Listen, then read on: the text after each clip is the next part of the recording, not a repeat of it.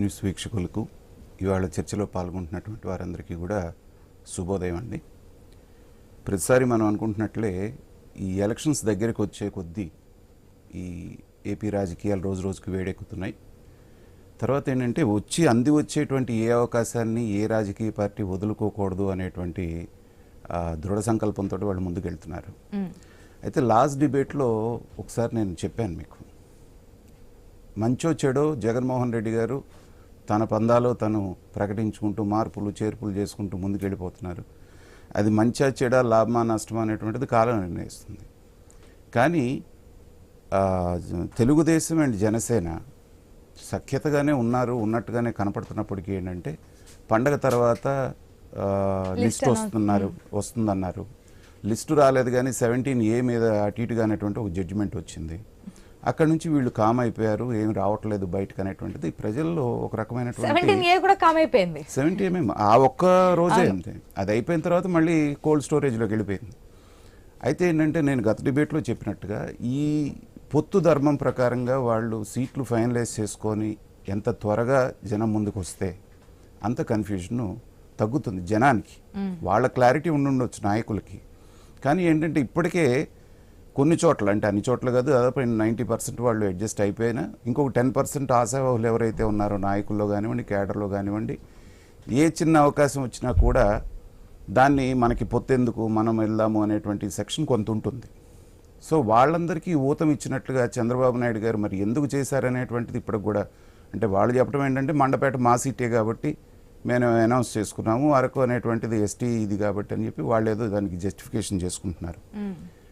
అయితే పవన్ కళ్యాణ్ గారు కూడా కొంత మెచ్యూర్డ్గానే వ్యవహరించారు. ఎందుకంటే వాళ్ళ వైపు నుంచి వస్తున్నటువంటి ఒత్తిడి ఏదైతే ఉందో దాన్ని తట్టుకోవాలి కాబట్టి వాళ్ళు చేశారు. కాబట్టి మండపేటలో మనకి జనసేన పార్టీ నుంచి వేగుల లీలాకృష్ణ లాస్ట్ టైం కూడా చాలా టఫ్ ఫైట్ ఇచ్చినారు.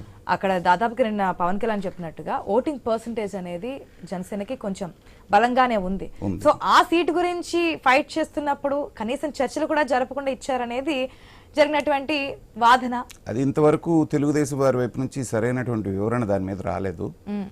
దాని సందర్భంగా ఏంటంటే వాళ్ళు 2 ప్రకటించారు కాబట్టి మేము 2 ప్రకటిస్తున్నాం అనేటువంటిది సున్నితంగా చెప్తూనే అటు తెలుగుదేశం వాళ్ళకి చురకలేశారు. ఎట్ ద సేమ్ టైం సొంత పార్టీ వాళ్ళకి కూడా కొంచెం గట్టిగానే ఆయన చెప్పారు. ఏమని, నన్ను సీఎం అంటున్నారు, బార్గెయిన్ చేయమంటున్నారు, అన్ని సీట్లు అంటున్నాయి, కనీసం నన్ను కూడా గెలిపించలేదు, నాకు ఆ బార్గెనింగ్ కెపాసిటీ ఎక్కడ ఉంటుంది, సీఎంని అడగటానికి ఎట్లా అవుతుంది అనేటువంటిది ఆయన చెప్పున్నారు. కాబట్టి ఏంటంటే ఇది టీ కప్పులో తుఫానా లేకపోతే టీ గ్లాసులో తుఫానా అని నిన్నటి నుంచి రకరకాలైనటువంటి విశ్లేషణలు వస్తున్నాయి. కాకపోతే ఏంటంటే మనకున్న సమాచారం, ఒక విశ్లేషకుడిగా నాకున్నది ఏంటంటే నాయకత్వాల మధ్య ఎలాంటి అభిప్రాయ భేదాలు లేవు. కానీ చంద్రబాబు లాంటి అనుభవజ్ఞుడు ఎందుకు ఈ నిర్ణయం తీసుకున్నాడు అనేటువంటిది జనరల్గానే కొంతమందికి కొన్ని సందేహాలు రేకెత్తిస్తుంది. మరి ఇక ప్రతిపక్షం, అధికార పక్షం వాళ్ళకి ఇది అంది వచ్చిన అవకాశం. ఇప్పుడు వాళ్ళ కాళ్ళ కింద నేల కదిలిపోతూ వాళ్ళందరూ కూడా పక్క పార్టీలోకి చూసి జంప్ అవుతున్నప్పటికీ కూడా అవతల పార్టీలో జరిగినటువంటి చిన్నదాన్ని అందిపుచ్చుకొని నిన్నంతా అదే చేశారు. మొన్నంతా అసలు లోకేష్ లేడు, అమెరికాలో అరెస్ట్ చేశారని ఒక రోజంతా ఇది చేశారు, నిన్న కనిపించేటప్పుడు మళ్ళీ అది కామ్ అయిపోయింది. అందుకని ఏంటంటే ఏ అవకాశం వచ్చినా కానీ వాళ్ళు ఇది చేసుకోవడానికి చేస్తుంటారు. తర్వాత ఇక్కడ మనం గమనించాల్సినటువంటి విషయం ఏంటంటే జగన్మోహన్ రెడ్డి గారు చాలా స్ట్రాంగ్గా ఉన్నారు, పార్టీ మీద ఆయనకి చాలా పట్టుందని మొదటి నుంచి మనం అనుకుంటున్నాం. ఎందుకంటే ఆయన ఏదనుకుంటే అది చేస్తారు అనేటువంటిది. ఫస్ట్ లిస్టు, సెకండ్ లిస్ట్ ఆయన డిక్లేర్ చేసినటువంటి పద్ధతి చూస్తే అది కరెక్టేనేమో అనిపించింది. కానీ థర్డ్ అండ్ ఫోర్త్ లిస్ట్కి వచ్చేటప్పటికి ప్రతి లిస్టు అన్నదానికంటే 3-4 రోజులు లేట్ అవటం, ఫిఫ్త్ లిస్ట్ అయితే వారం రోజుల పైనుంచి అంటున్నారు, కావట్లేదు. ఇప్పుడు ఇంకా కొత్తగా వింటున్నది ఏంటంటే ఫస్ట్ లిస్ట్లో చేసినటువంటి దాంట్లోనే మళ్ళీ మార్పులు చేర్పులు ఉంటాయి. అంటే ఎక్కడో ఇది బ్యాక్ ఫైర్ అవుతుందేమో అనేటువంటి ఆలోచన వాళ్ళలో వచ్చిందేమో అన్నట్టుగా అనిపిస్తోంది.